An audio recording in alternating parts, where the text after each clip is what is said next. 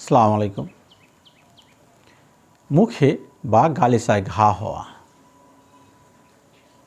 মুখে বা গালিচায় ঘা হওয়ার পেছনে বিভিন্ন কারণ থাকতে পারে,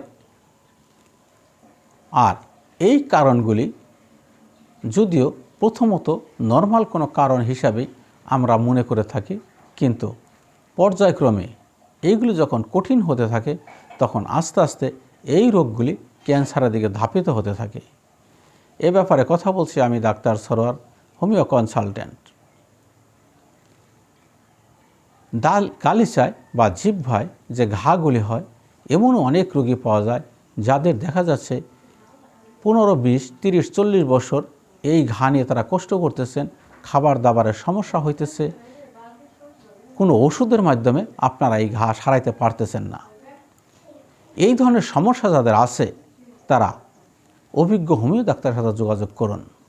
আর যদি আমার সাথে যোগাযোগ করতে চান তাহলে প্রত্যেক ভিডিওর মধ্যেই আমার ফোন নাম্বার দেওয়া থাকে।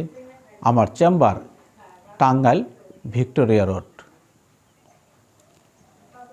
এই সমস্যাগুলি কিন্তু সহজেই সমাধান হয় ইনশাল্লাহ, এবং অল্প সময়ের ভিতরেই এর সুষ্ঠু সমাধান পাওয়া যায়। কাজেই আপনারা এই ধরনের সমস্যা নিয়ে কখনোই বসে থাকবেন না, কারণ যত দিন যাবে এই রোগগুলি কিন্তু আস্তে আস্তে কঠিন থেকে আর কঠিন হবে। তবে এই রোগগুলি কী কারণে হয়, যদি আমাদের প্রত্যেকেরই এই ধরনের জ্ঞান থাকে তাহলে এই রোগ থেকে অনেকাংশেই আমাদের ভালো থাকা সম্ভব। যে সমস্ত মা বোনেরা পান, জর্দা খান, সাদা পাতা খান তারা এগুলি বাদ দেন। যে সমস্ত পুরুষ মানুষ আপনারা ধূমপান করেন তারা এগুলি পরিত্রাণ করার চেষ্টা করুন। এছাড়াও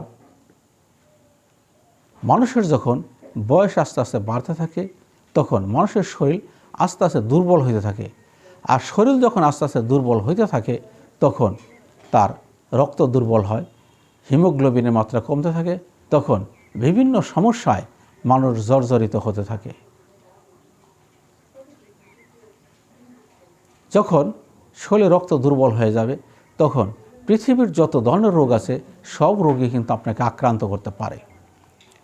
কাজেই প্রথমে থেকেই আপনারা সতর্ক হন, তাহলে ইনশাল্লাহ অনেকাংশেই ভালো থাকা সম্ভব। আর যদি কারো এই ধরনের সমস্যা হয়ে থাকে তাহলে যে কোনো অভিজ্ঞ হোমিও ডাক্তারের সাথে যোগাযোগ করতে পারেন। আর যদি আমার সাথে যোগাযোগ করতে চান প্রত্যেক ভিডিওর মাঝে আমার ফোন নাম্বার দেওয়া থাকে, আপনারা আমার সাথে যোগাযোগ করতে পারেন। আজকের মতো বিদায় নিচ্ছি। আগামীকাল আবার নতুন ভিডিও নিয়ে আপনাদের সামনে আসবো ইনশাআল্লাহ। আসসালামু আলাইকুম।